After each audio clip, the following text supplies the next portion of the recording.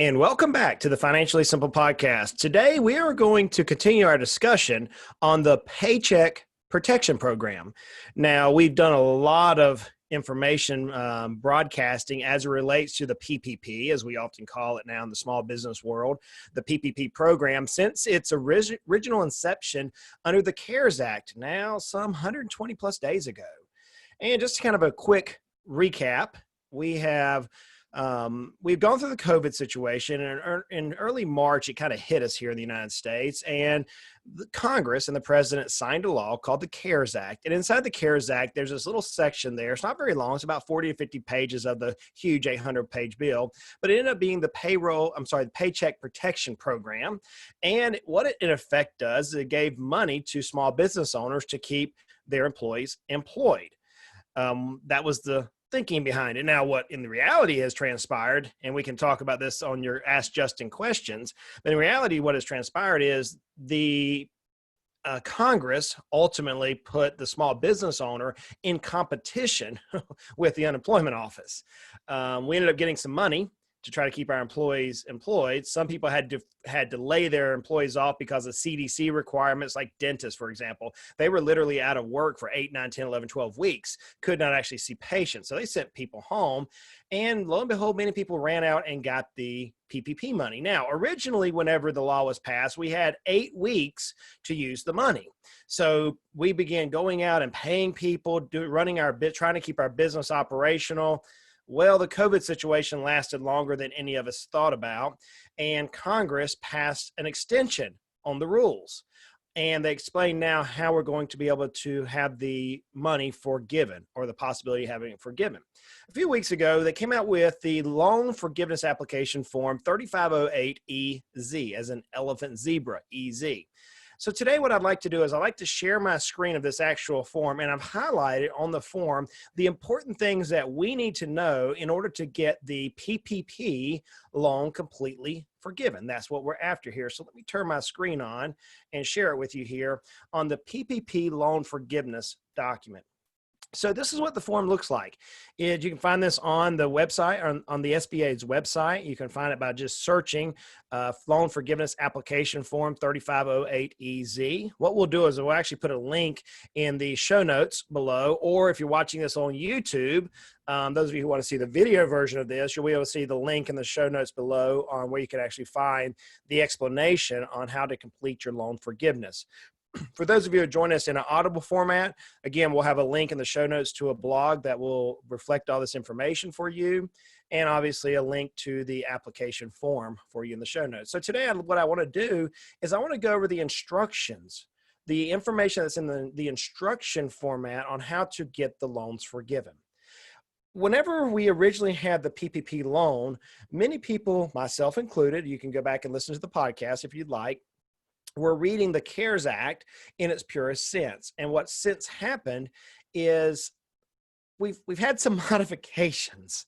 The biggest modifications come in this first 3 bullet points on the front page as I'm writing here with my pen. And so if you can check at least one of these 3 boxes, then you can actually apply for the form EZ, use the EZ form for forgiveness. So what are these particular points? Well, the first one is this. If you do not include any salaries, any employee salaries in the computation of your average monthly payroll on the borrower application form. If you did not, in other words, you're self-employed, you're an independent contractor, you're by yourself and you didn't have any employees, then you can use the EZ form. So that's going to include a fair amount of people out there in this particular area. So just a 1099, you're a subcontractor, you received money, you went out and got the PPP loan, you do not have any employees, you can use the EZ form. Well, Justin, that's not me. Okay, well, that's definitely not me. I have employees. So let's go to the next box that we can check. Well, here we go. If you did not reduce the annual salary or hourly rate wages of any employee by more than 25%, the annual salary or hourly wages by more than 25% during the covered period, which we talked about what that is, or the alternative covered period, which we'll dive down in a second on what that is, then you're eligible if you say, I did not reduce annual salary or hourly wages by more than 25%, and I did not reduce the number of employees or the average paid hours. Now, that's a big key here. I'm going to highlight it on my screen. Or the average paid hours of employees between January 1st and the end of the covered period. So remember the covered period. We're going to come back to that in a second.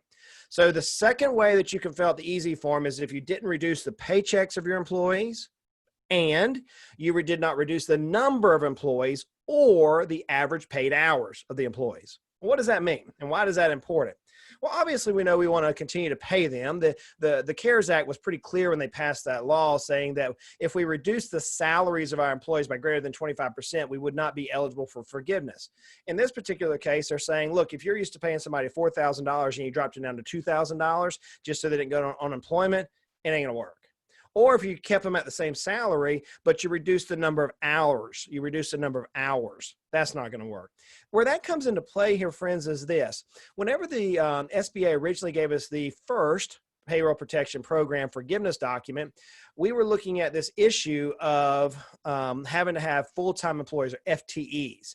And originally we were thinking, okay, well, surely the FBA, surely they're going to say, you know, look, we're looking at a 40-hour work week here. That's what we're looking at. I'm sorry, we're looking at a 30-hour work week because that's what the Affordable Care Act defines as an FTE. Myself included, the guidance we were getting from the scuttlebutt coming from the SBA all said 30-hour work week. Many attorneys have said the same thing based on the Families First rules, et cetera, et cetera. Well, lo and behold, a few weeks ago, before this adjustment by Congress, the SBA came out and said, no, an FTE is a 40-hour work week. So that created some problems for us in the sense that, hey, look, now we're having to track pay 40 plus hours. So imagine that you're a business owner whose your employees are used to working 32 hours a week, and that was your typical work week. Well, now you were having to figure out things to do for your employees to push them over 40 hours. Or let's say you're a seasonal worker. We have a lot of landscapers nationally who we do business consulting for. And we had one particular one, it rained and they couldn't work 40 hours. Well, now does that mean that you can't get it forgiven? Well, underneath this new particular situation, you can, because it's talking about the hours, the average paid hours of your employees between January 1st to the end of the covered period. Okay. You say, well, Justin, look, man, we have some issues here. Well, there's two exceptions that I put in here. You've got to ignore the inability for us to rehire employees who were employees between February 15th. So in other words, if you were unable to hire similarly qualified positions, then there's a reprieve. Or if an employee refused and you had them sign a document saying, hey, I can't come back, then you can still use the easy form. So that's a big one for most small business owners. Most business owners that we consult with on a national level, they say, hey, Justin, we're still maintaining our employees and we're still trying to maintain the regular standard work hours. If that's you, let me summarize by saying you should be able to fill out this form easy. Well, Justin, that's not quite me yet. Okay, well, there's one other possibility that you have here. Here it is. You did not reduce your annual salary or hourly wages of employees by more than 25%, and you were unable to operate during the covered period at the same business level as of February 15, 2020. So what does that mean? Okay, well, we're going back and we're looking at, I was operating my business at a revenue level of X. I was producing $35,000 a month, $100,000 a month, $400,000 a month, whatever that number was. And then because of the COVID situation, by either the Secretary of Health and Human Services, the Director of the Center for Disease Control, Prevention, et cetera, OSHA, whatever, they cannot allow you to work, then you can still fill out the easy form. So that's going to bring in a lot of our entrepreneur doctors in that area. That's going to bring in the hospitality industry into this particular form. So I think I can safely summarize that the vast majority of individuals are going to be in this easy form for small business owners. Now, there's scuttlebutt out there that says this may even be negated by simply saying everybody who has $200,000 of loans or less is just going to be forgiven. Who knows? We'll see if that comes about. But let's go to this covered period, because that's the next big thing here. So the covered period, this was an adjustment. This was an adjustment with the passage of the extension bill. They now gives us 24 weeks or 168-day period from the time whenever we had the disbursement date, the time the money from the PPP hit our bank account. That is whenever the 24-week period starts. Or Or you can use, if you got your loan before June 5th, you can still use the 8-week period. You can still use the 8-week period here. So you say, well, Justin, why would you use the 8-week over the 24-week or the 24-week over the 8-week? Well, that's a lot of speculations yet. Some people, some advisors out there say, man, we know what the rules are today. Get it forgiven today before SBA changes their mind yet again. Others are saying, you know what, we can recalculate this thing and we may be able to make some adjustments in your business. And so we want to use the 24-week period to forgive them. Here's one caveat though. You can't pick anything in between. You can't say, I'm going to wait till 10 weeks and then I'm going to forgive it. No, if you don't use the 8-week, you have to use the 24 weeks. That's pretty clear. So what is the alternative period? Well, it basically covers the same thing. It's for administrative conveniences. For those individuals, those businesses who pay on a biweekly payroll count, then you can adjust your disbursement day. You can adjust your alternative cover period. It goes through a whole list of things here on what it would be. I really believe it's a moot point. Where it can come into play is if you want to use the 8-week period. Again, I don't have time today to dive deep into this particular topic on why you would use one or the other, but there is an ability to use an alternative covered period for your 8-week forgiveness. That is possible. So let's dive down into the actual, what the calculation works. And I've highlighted something here on the screen that I wish I could draw. I wish I could draw all sorts of arrows around this particular point. For those of you who, again, who are listening to us on the podcast, you should check out Financially Simple. There'll be a link in the show notes below to this particular document, or check us out on YouTube where we're showing this live on YouTube, going over this particular document on how we're going to get the loan forgiven. The key is here, and I've got it. I mean, I really wish I could just highlight this thing right here, incurred or paid. So here's what the rule says. Enter total eligible payroll cost incurred or paid. Incurred or paid. Now, I talked about this a lot. I've talked about this a lot in the previous podcast, in the previous YouTube videos, and on the live Facebook, Facebook and Twitter, and I think YouTube that we go live on occasionally. Originally, it was paid. It was incurred and paid. And the SBA came back and said incurred or paid. What does that mean? Well, that means, let's say you got your money on June the 6th, and you just so happen to have a payroll that pays on June the 8th for the first 5, 6, 7, 8 days of the month.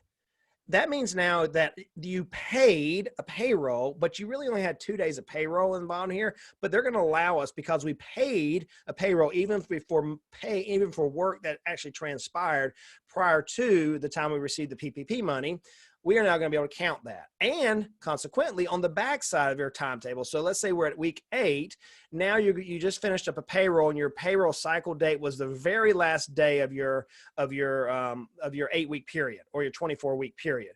Well, now let's say that payroll transpires 2 days or 3 days or 5 days after your last eligible date in the 8-week or the 24-week period. You're now going to be able to count that as well. So it's incurred or paid.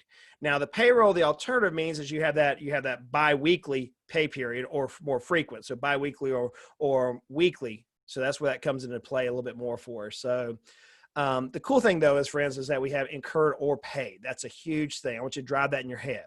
So what is compensation? Okay, there's a lot of questions around compensation. They spell it out for here, as I'm going to erase some things here to kind of clean the screen up so we can look at it here. Compensation comes in the issue of, let's make it a little bit bigger for you on your eyes there. It comes in the issue of the sum of gross salary, gross wages, gross tips, gross commissions, paid leave, and it gives you a different information there, and allowances. What does that mean? Basically, when you get paid, it's cash compensation. Anyway, you get paid for the most part. Okay. Severance package would be, if you're paying somebody a severance package, that is eligible in this time period.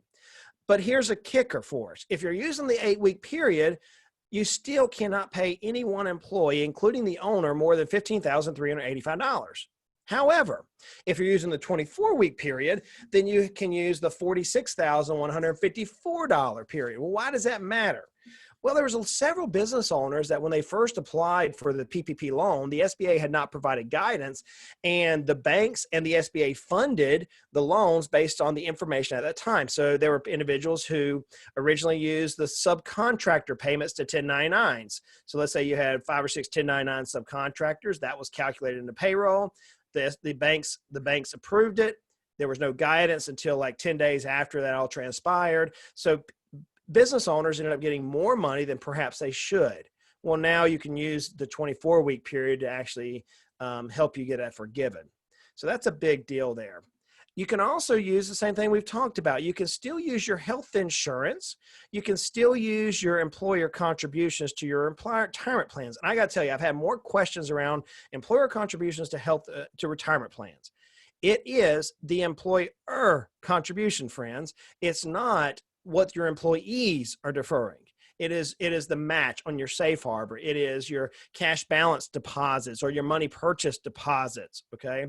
That's what they're looking at. They're not looking at the fees that it costs you to pay to keep your 401k. That's not it.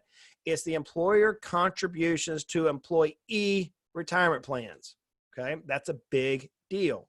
Now, you say, well, Justin, I'm self-employed. They actually outline that here. Self-individuals are actually capped at 2.5 months worth of 2019 contribution amount. So they go through that in detail here on what you have. So employee benefits, again, are health insurance, retirement plans, and employer state and local taxes paid by the borrower and assessed on employee compensation.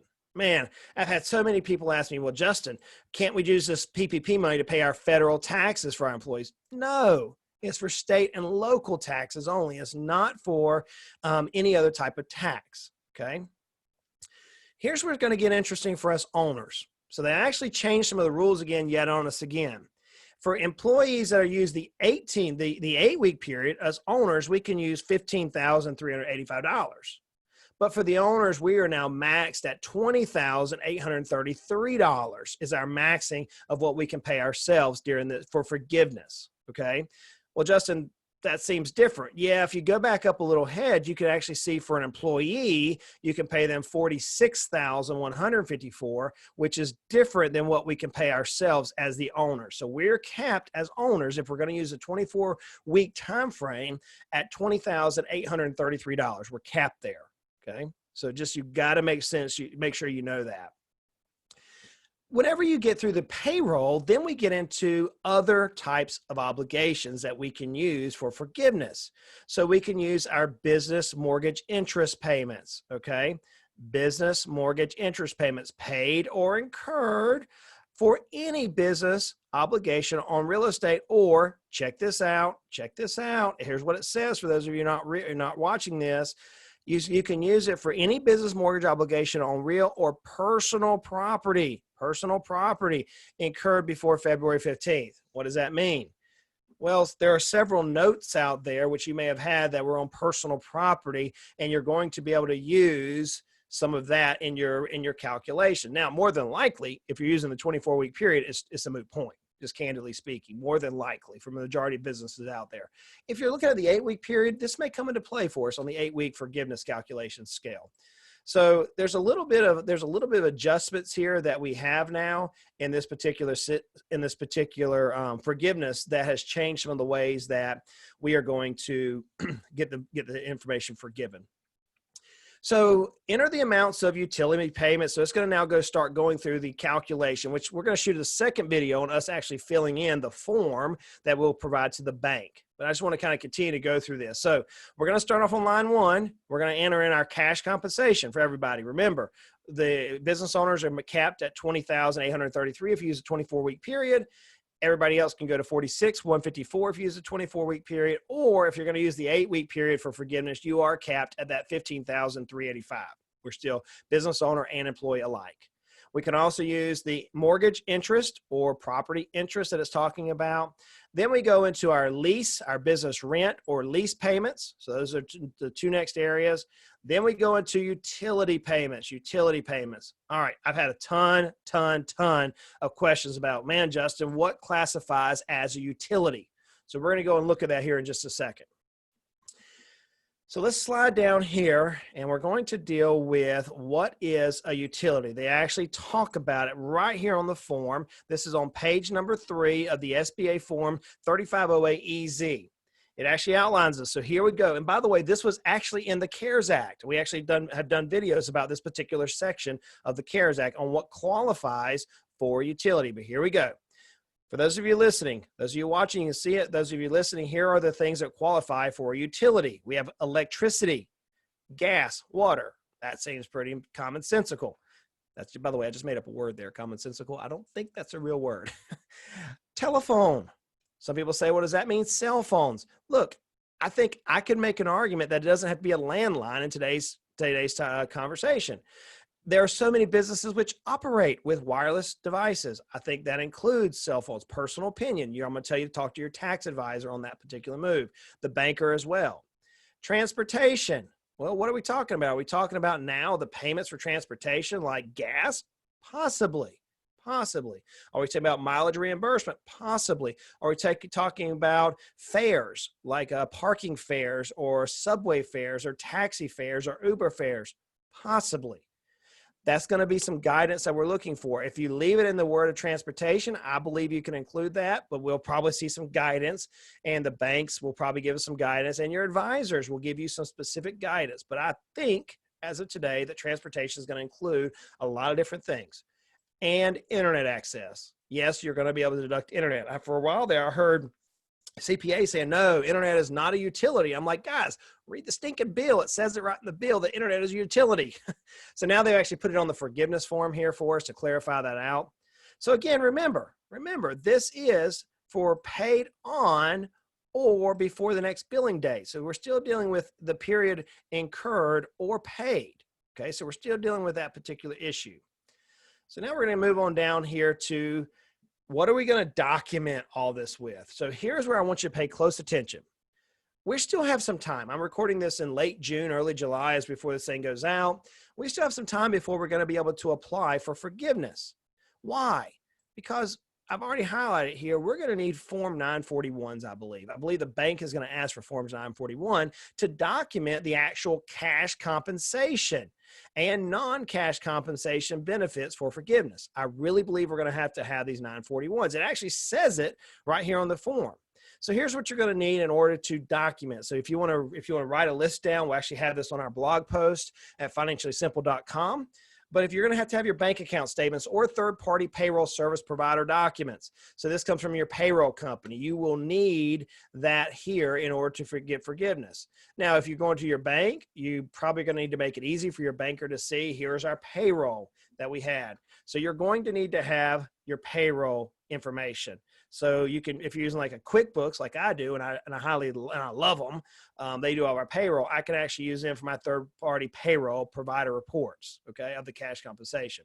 You're going to need your tax forms. Here we go. We're going to need Form 941. You're going to need your state quarterly business and individual wage report. If you're trying to get your unemployment insurance, you're going to have that report, which is why I don't think you're going to be able to file for forgiveness until sometime probably late July, early August, if you're going for the 8-week forgiveness, okay?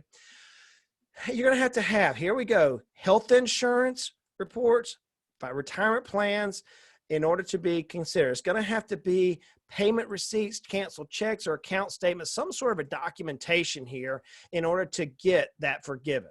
Okay, you're not just going to be able to use a profit and loss statements. You're going to have some sort of third-party documentation.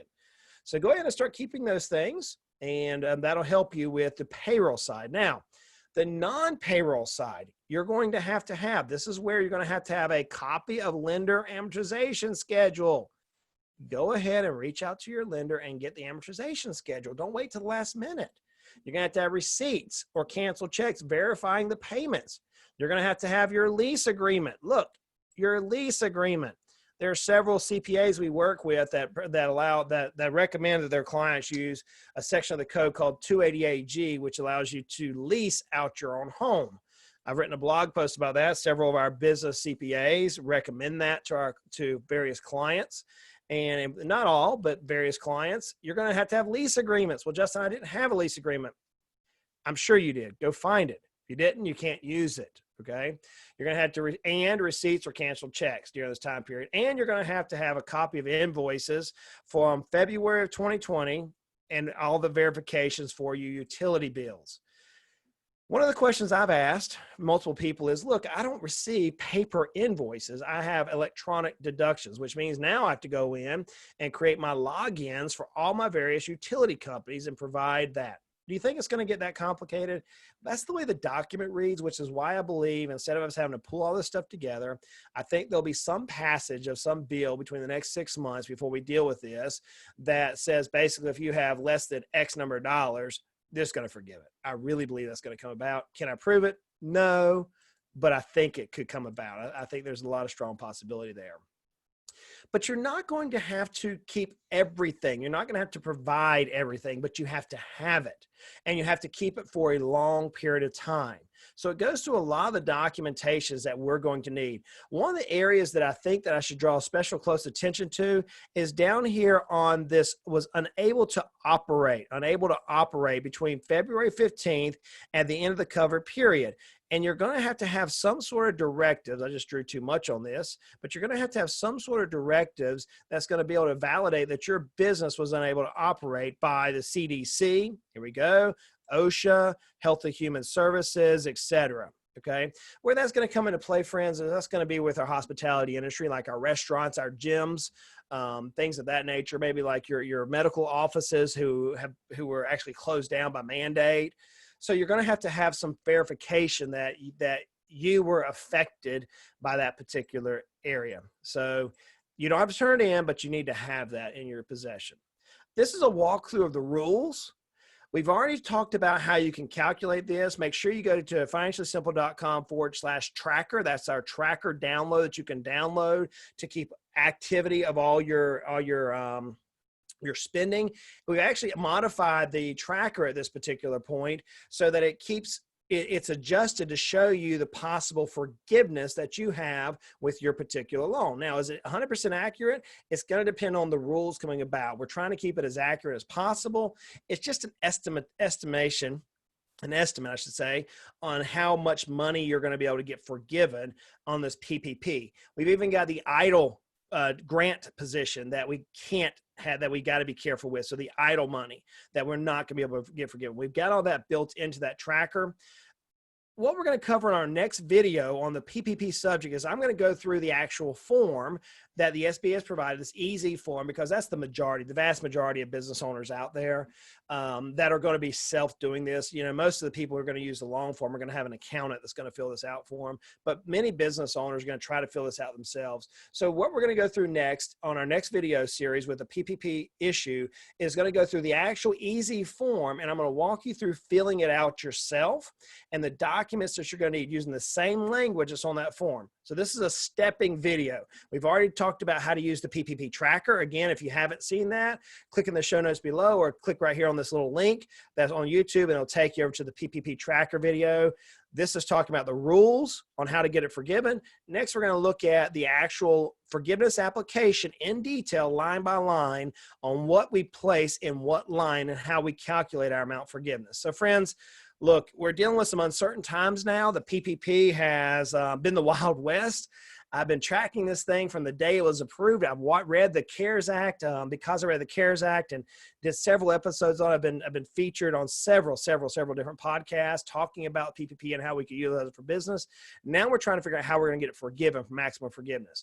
I'm still keeping my fingers crossed, guys. I'm still keeping my fingers crossed that the Congress will make the expenses that we're paying the PPP with a deductible expense.